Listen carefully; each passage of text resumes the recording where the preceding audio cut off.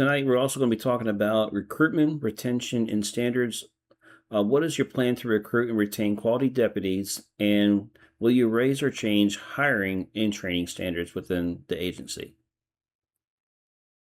Absolutely. I could talk on this for days. Um, Retention is one of those things, no matter how many people you hire, no matter how many positions you make available, you'll always have some turnover. Now, whether that's people getting butt hurt and leaving, uh, people doing it was 2 years, but now it's 3, and they recently changed that for uh, contracts if an agency sends you to the academy. So doing their 3 years and then dipping out somewhere else, or being like some of the guys from both agencies that I've worked at, Anniston and the sheriff's office, that have went on to go further and join some of the federal agencies and do good work and with all that. So you'll always have some level of turnover. And used to back in the day, it was somewhere would have an opening and 100, 200, sometimes even 300 people would apply for just one spot. And with the demonization of police these past 10 years, and it definitely ain't that anymore. There have been several years while I was policing at both agencies where we needed bodies, and you're just scraping past the bottom of the barrel, sometimes looking and waiting for decent people to pop up and hire them. And in other years, you'd have huge hiring classes where you had a bunch of decent guys, and you can bolster up your numbers. But just about every time that you hire some put in their 2-week notice to leave. So retention is always a problem. You can do your best to mitigate it, and a lot of that isn't even pressure from the outside. A lot of the reason people leave is from pressure within. I believe I used the analogy last time that we wear bulletproof vests, and the front of it is for outside of the agency, and the back panel is to protect us from the inside of the agency. And that's where a lot of your issues with retention come from, is toxic leadership, double standards, backstabbing, selling out. It's a little bit ridiculous that if you look at some of the agencies with healthy work environments, they're not ever all going to be 100% perfect, but with healthy work environments and supportive, not dictative leaderships, your retention rate is generally a lot higher than it is at agencies that are not as supportive. And that comes into the standards of, like I touched on before, having policy that is clear as day, black and white, there's always going to be some that's gray, that you can't ever get all the way one way or the other. But to eliminate the gray areas as to how we operate, making it super clear, as well as the training standards for those employees. So, like in most agencies, if they have a SWAT team per se,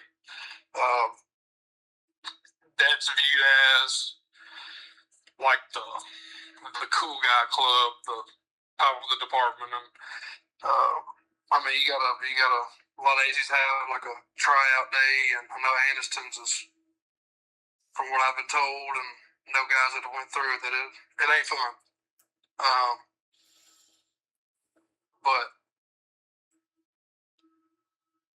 they act like that information is something sacred that only they're allowed to know.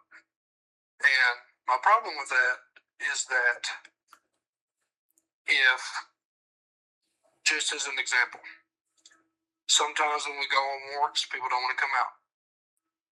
They don't want to go. They're in the house. They don't want to come out because they don't want to go to jail. So then we end up in a standoff, right? And most departments, I would say, or at least the two, I won't say most, but the two that I worked at, you had some SWAT guys, or in Anderson it's called SRT. You had some on patrol, some in investigation, some in the crime lab, and so they tried to disperse 1, 2, or 3, depending on how many they have on the team, amongst each shift. So that way each shift has at least one team guy on every shift. But at the end of the day, the majority is not on the team. So when we respond to a call and we're holding it down for them to get there, and then they start showing up, and they're like, okay, well, we're here. Go to the A side, go to the B side, D side. Well, somebody hadn't been through SWAT training or took the time to know, say it's a rookie or something that's fresh out of FTO, unless it's been explained to them, they're not going to know what side of the house or building you're talking about. It causes clunkiness, confusion.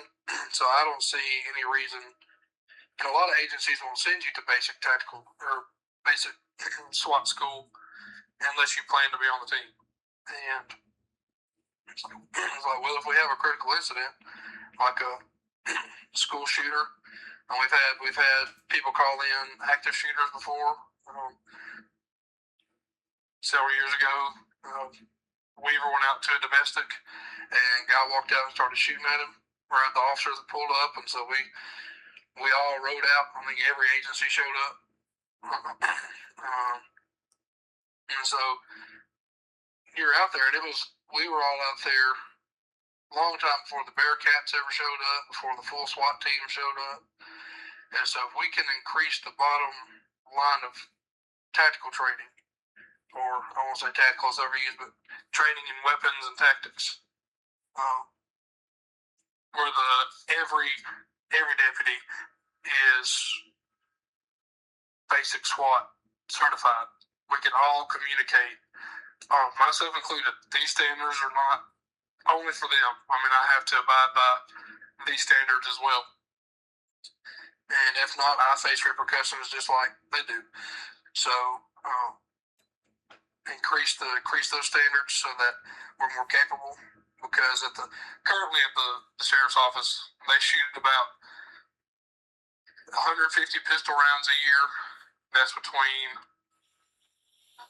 our yearly handgun qualifications, which is 50 rounds, and then we usually do a range day that we use 50 rounds for, emergency reload drills, tactical reload drills, shooting and moving and other stuff. And then we do in the fall time a night shoot where we shoot under white light or like flashlights, and then just blue light from the vehicles to get used to that. And that's about 50 rounds each time. And then outside of that, that's all we shoot pistol wise. We have to qualify with our rifles, and I believe that's 2 10-round magazines. So 20 rounds, and then maybe they'll do a rifle familiarization course where they give us 30 rounds, and then we run some reload drills and some coming around cover drills like that. And then with our shotguns, we have to qualify with those, and that's 10-round course, 5 buckshot, 5 slug, and that's about the most we get on that, unless they do a familiarization course, and then it's not very many more rounds than that. And so that's not nearly enough to become proficient on any firearms platform. Because if you use the example of, say you, Mr. Dealer, coming to me and another seamstress, and you want a shirt made, right? And the other seamstress sews, 15,000 shirts a year. She's just sitting there 8 hours a day, every day, cranking out shirt after shirt. And me, I only sew 150 stitches a year. Or even if you wanted to say I made 150 shirts a year. Who are you going to trust to make your perfectly form-fitted shirt more? Me, who does 150 stitches a year? Or the person who makes 150 shirts a year? We'll just keep the math simple. You're not going to come to me, you're going to go to them. And that's how it is. Shooting is a perishable skill. And not even just the shooting, but the knowledge behind it, the tactics that go with it. If you don't use it, you lose it. And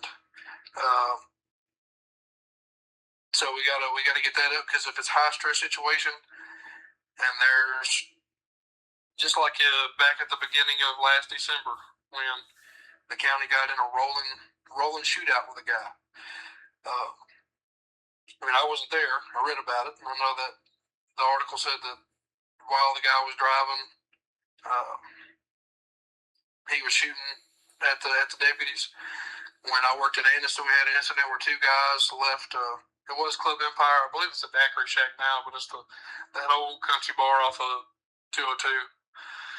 While they left there, mad at each other, and it was all like Fast and Furious.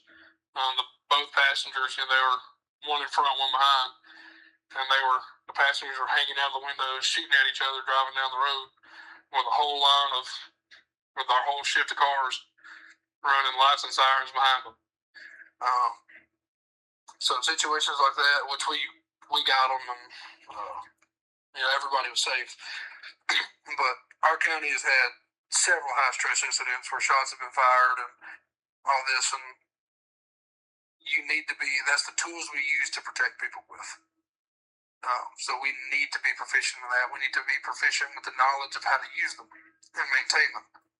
We also need to be proficient in the knowledge of criminal law and civil law and case law, because there's some case law that applies to us, some that doesn't. You got to know which is which. You got to know where to look. You got to know what you can and can't do.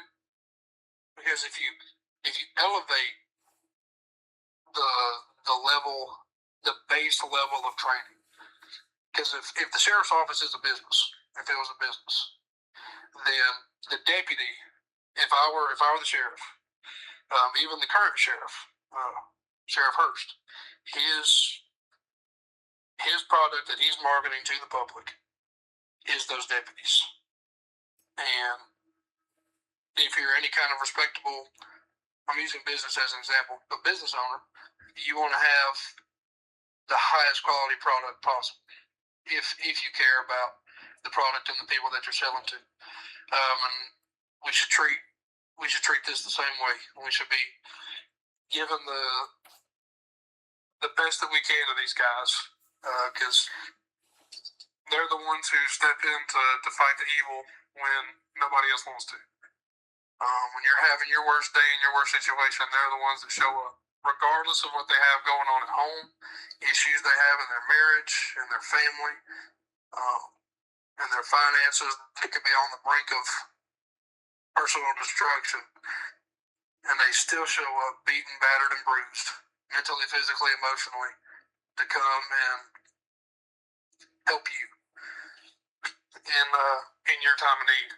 And that's not recognized.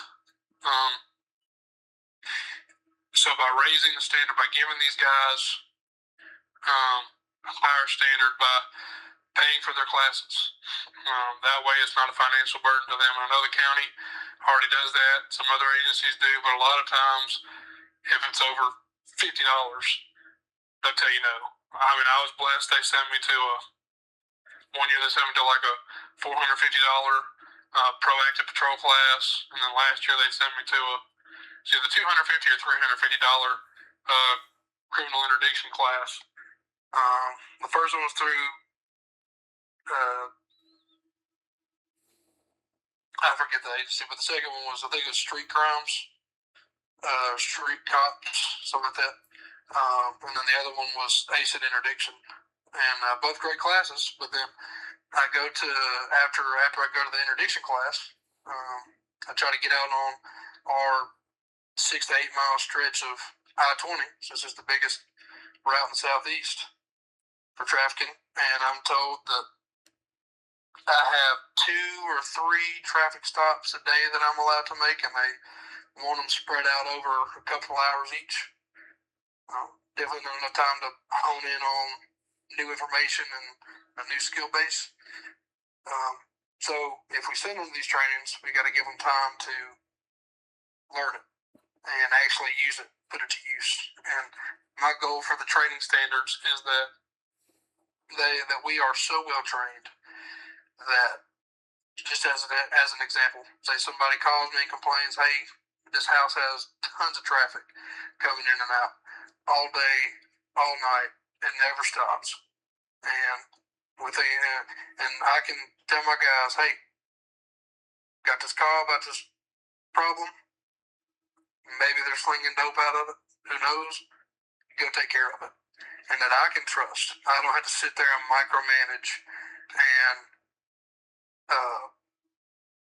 worry about, and there'll always be a little bit of worry, but I'll have to micromanage and hang over their shoulders, and all that I can say, hey, I need this problem dealt with, and it gets dealt with. And there's not a second question that they don't know what they're doing, stuff like that. And the main thing to keep retention is to make these guys' lives better. Rarely does leadership ever pour into the lower guys. A couple of ideas that I've had is, I speak a lot on raising the training standards and this and that. And, when you have, it was like my family, just personally, where I work, my wife works, and we got to find, if there's days where we work on the same day, then we got to find somebody to watch the kids, and a lot of times we don't have that. And a lot of times, law enforcement officers and their wives both work, and so they're having to pay for daycare. And I mean that's expensive, man. So depending on where you go, it's $200 to $400 a week. That's a whole nother paycheck a month. And so these guys are working tons of overtime to make up for that. And so they lose time with their wife, they lose time with their children because they're at work, pulling extra hours on top of their regular shifts, whether that's staying over for a couple hours after shift and not getting home till after everybody's in bed, or coming in and catching calls or doing work on their off days, losing time with their wife and kids. So one of my plans is, hopefully, it may or may not happen, but if I'm sure, if I want to ease the burden of, ease the workload off of them, where my big goal is to offer a full-time daycare at the sheriff's office for employees that's completely free to them. If you're a sheriff's office employee, you come, you bring your kid to work, and we have people there 7 a.m. to 7 p.m., which is their patrol schedule, but it also is the schedule for the corrections officers. If it's something that can be done, it's something I'd like to do, because then that saves them $800 to $1,200 a month that they're not having to you know, break their back for. But also it increases the quality of life because they get to be home with their family. If there is an issue with the child, they're at work. They can just call out, handle the business, and hop back in. So little things like that. I have several other little ideas that I could talk forever on. But increasing the quality of life, making it easier for them to just live rather than be at work the whole time, uh, is one way to increase retention and recruitment, because people see that you have an agency that has healthy leadership, has leadership that supports guys, um, not just professionally but personally. Because man, when I was in it, I was with them just as much, if not more, sometimes than I was at home with my own family. And so you grow close to them. Sometimes you grow so close to them, you stay mad at them all the time. It becomes like a brother sister kind of thing where you can be mad at them, but nobody else can. So I want to not only increase their professional quality of life, but help them personally, with quality of life through any way that I can. And hopefully that when people see that it's a healthy agency that supports and takes care of, and has leadership that puts even the little guy, puts the agents, the employees of the agency above. I should say that you have an agency where the leadership puts the needs of even the smallest, or who people consider the smallest insignificant person there, above that of their own, along with the training and all the other benefits that come with doing that. I think that'll bring people in, most definitely. Okay.